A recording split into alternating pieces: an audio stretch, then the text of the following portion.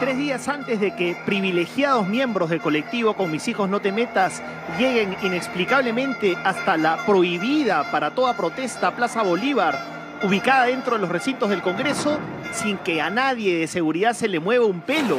El ministro y el general han dado instrucciones para que se libere a Bancay. Acaba de dar la orden el ministro a través del general Lavalle, sí.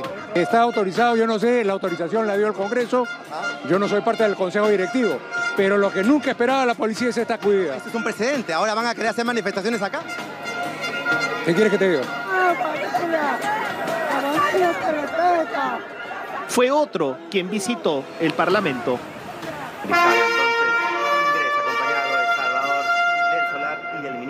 El martes por la mañana, cuando todo indicaba que el primer ministro Salvador del Solar iba a asistir a la cita en ese reino de Rosa Bartra llamado Comisión de Constitución para tratar el espinoso tema de la reforma política, hubo cambio de planes. En 5 minutos salimos a aclarar. Por favor, en 5 minutos.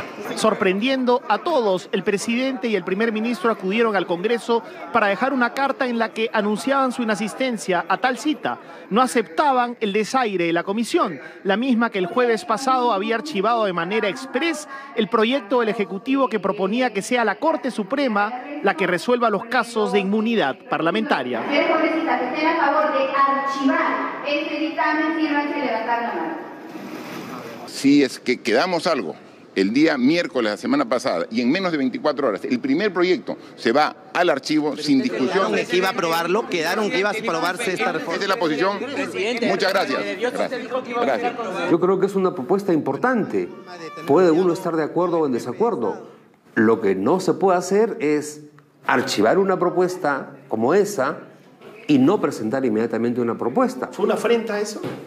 Mira, yo no sé, yo creo que fue un poco peculiar la manera como se hizo, porque normalmente en un tema así, lo que la comisión hace es presentar un texto sustitutorio, un texto alternativo. Es un gesto raro del presidente, ¿no? Presentarse en el Congreso por ese tema, si bien lo ha hecho justamente con el tema que más irrita a las personas, que es la inmunidad parlamentaria. De todo ese paquete de reformas hay unas que son, pues, yo diría hasta más importantes que la inmunidad, pero no van a despertar esa sensación. La verdad que ver lo que veo, yo estoy muy sorprendido.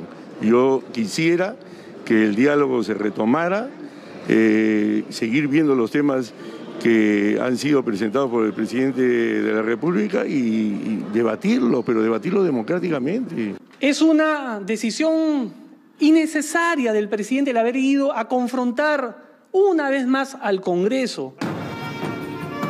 Este era el segundo capítulo de la segunda temporada de esta guerra de tronos entre el Ejecutivo y el Legislativo, que pareciera no tiene capítulo final a la vista, pues la semana antepasada y el Premier y Rosa Bartra habían tenido su pugilato verbal. El invierno estaba llegando. El Premier está mintiéndole a todo el país.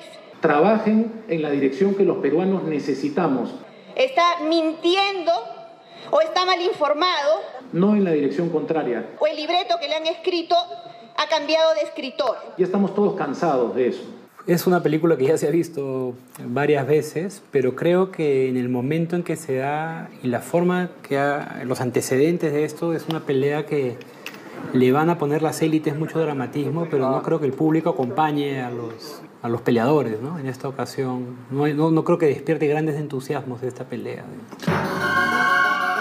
El fantasma de plantear la cuestión de confianza como un caminante de la noche volvió a penar por los pasos perdidos del Congreso. El gobierno no ha planteado ninguna cuestión de confianza.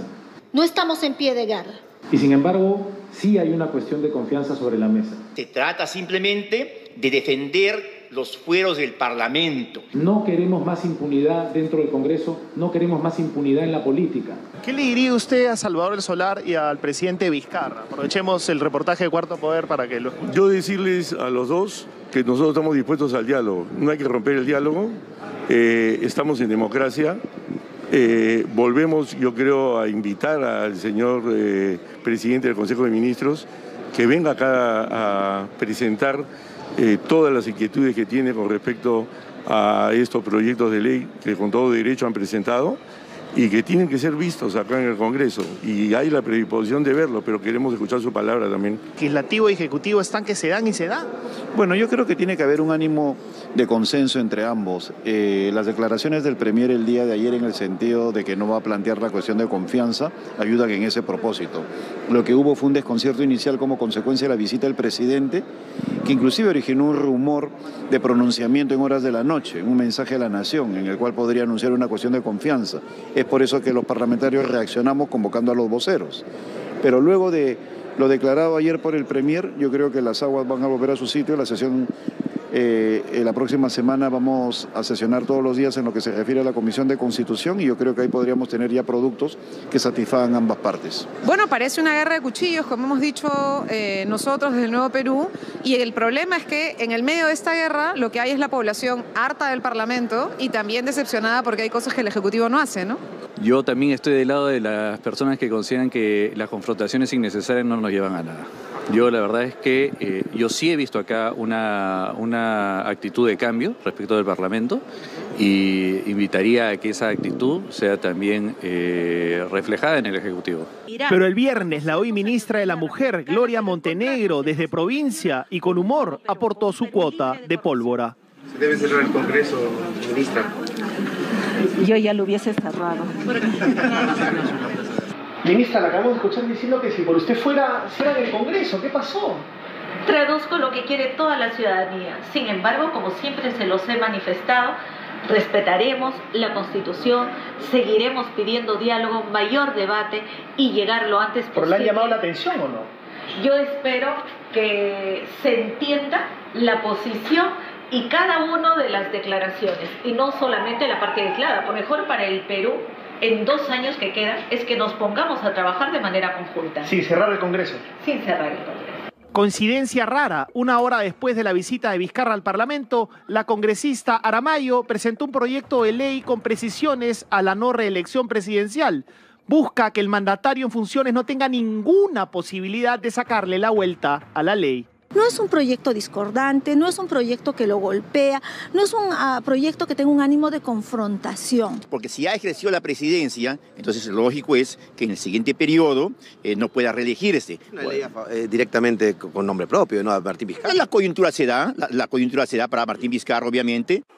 La respuesta de Vizcarra desde el Cusco el jueves no se hizo esperar. El Juego de Tronos continuaba. El 23 de marzo del año pasado, una de mis primeras decisiones que tomé, no ir a la elección para el 2021. Yo soy una persona de palabra. Así que, y les pido, si quieren sacar una ley con nombre propio que diga que Martín Vizcarra no puede postular a la elección 2020, que lo haga, porque esa decisión ya la tomé hace más de un año. Así que, tranquilo. Yo he escuchado a la congresista Aramayo decir que su proyecto venía desde antes. Es un proyecto que hay que ponerlo en discusión junto con los demás. Me parece que eso es sin duda perfectamente posible, ¿no? Como vemos, el gran enfrentamiento surge por el ritmo con el que la Comisión de Constitución ha tramitado los 12 proyectos legislativos de la reforma política de la Comisión Tuesta, los mismos que incluyen cambios constitucionales, democracia interna de partidos, penalizar los fondos ilegales de campaña, entre otros. Una reforma que solo conoce, según Ipsos, el 30% de la población. Lo que está en juego es elevar la calidad de los representantes políticos, es decir, tener mejores gobernadores, mejores alcaldes, mejores congresistas, mejores presidentes de la República. Tener campañas financiadas limpiamente y no con dinero de la corrupción o el narcotráfico, y no tener postulantes al Congreso que están buscando evadir la justicia protegidos bajo la inmunidad parlamentaria. Es complicado porque creo que se requería un gesto, ¿no? Se requería algo que muestre, oye, de verdad nos estamos comprando este pleito. Lo que pasa es que dado los antecedentes y dada la ausencia de qué estás diciendo, de propuestas claras hacia adelante, no queda claro en qué consistió el gesto. Al menos hay consenso en que la reforma política, aunque mal empaquetada, sí será aplicada al proceso electoral del 2021. El trabajo que se está haciendo acá en el Congreso está avanzando. No es tan rápido como muchos piensan. De hecho, cada una de las reformas toman tiempo, se requiere un debate, una discusión. Y yo tengo bastante fe de que se van a dar las reformas políticas. De hecho, más bien... ¿Para el 2021? Para el 2021, por supuesto que sí. Tenemos tiempo para hacerlo.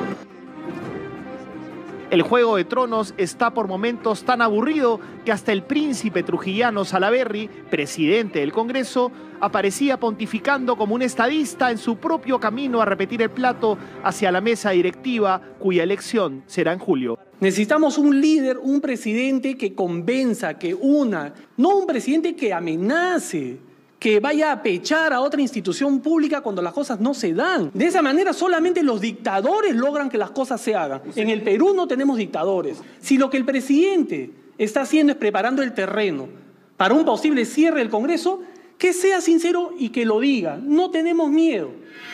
No le tenemos miedo. Pero lo que más escozor generó dentro de la reforma fue la tan desprestigiada inmunidad parlamentaria consagrada en el artículo 93 de nuestra Constitución, que señala que los parlamentarios no pueden ser procesados ni arrestados sin previa autorización de ellos mismos, hasta un mes después de haber dejado el cargo, salvo en los casos de delito flagrante. Es una medida que creo que tiene un sentido y existe en todas partes del mundo, ¿no? Es una fórmula que parece interesante. Lo más saludable es que sea como todos los ciudadanos que tengan que responder ante la justicia directamente. En sintonía con la población también. Además. No hay cosa más odiosa que la población vea que hay un grupo de gente que tiene prerrogativas, privilegios, beneficios y que no puede ser tocada. Y yo no solo estoy a favor de que se acabe con la inmunidad parlamentaria, yo estoy a favor de que se acabe con la inmunidad de la que gozan todos los altos funcionarios. Acá, si se levantara, yo creo que ninguno de ellos quedaría. Estaría yo en Chapalca y Orellana estaría acá. Lo más probable es que si no hubiese tenido inmunidad, los 28 juicios que me metió Orellana me hubiesen llevado a mí a Chapalca y a él probablemente al Congreso. Casos como el de Donaire y el gasolinazo abonan en el impulso primario a eliminarla. Sin embargo, además de la propuesta del Ejecutivo que, repetimos, pone la decisión en la cancha de la Corte Suprema, hay por lo menos otros 5 proyectos con la idea de al menos modificarla. ¿Cuál sería entonces la propuesta sobre modificar la inmunidad parlamentaria que tendrá más acogida entre quienes cortan el jamón? Sobre usted recae esta imagen, injusta o no, de haber protegido, blindado al general Donaire. No, yo no he protegido ni al general Donaire ni a nadie. Nosotros acá lo que hemos hecho es que se respete lo que hoy está dispuesto en el Perú. Un congresista que sea elegido, estamos hablando hacia el futuro también, y que tenga un proceso con el cual llega al Congreso y que al final es condenado, no debería tener inmunidad. ¿Tipo Donaire? Sí, pues. El día de hoy es probable que se presenten nuevos proyectos de ley que traten de reunir algún tipo de condicionamiento, de exigencias que está planteando el Ejecutivo. Por lo pronto, la inmunidad de arresto se pierde. Sí, me pongo a pensar sobre, por ejemplo, el caso de García Belaúnde, de García Belaúnde, en donde él... Donaire, que son 2 extremos. Son 2 extremos. Entonces, ¿cuál es la conclusión? Lo que sí es cierto es que la inmunidad parlamentaria no puede mantenerse tal cual está ahora. Tiene que reformarse. ¿Por qué? Porque en muchos casos está siendo utilizada para escapar de la justicia. Lo hemos visto con Donaire, ¿no? Lo hemos visto con Donaire, lo vimos antes con Benicio Ríos, sí, etcétera. Lo hemos comentado varias veces. No puede mantenerse tal y como está. ¿Será posible un diálogo real entre los poderes del Estado y las fuerzas políticas que lo componen? ¿Entre los tronos? ¿Es un sueño, una utopía, una ilusión? El próximo gobierno, y eso está en la reforma política, necesita mucha más claridad en la relación ejecutivo-legislativo. Porque así como están las cosas ahora, se pueden dar interpretaciones contradictorias y no hay quien decida entre ellas. Como vemos, la reforma política no debe ser una manzana de discordia. No es la panacea, pero sí es necesaria. Ojalá que nuestros políticos estén a la altura, pero tal vez en este absurdo juego de tronos aquello es mucho pedir.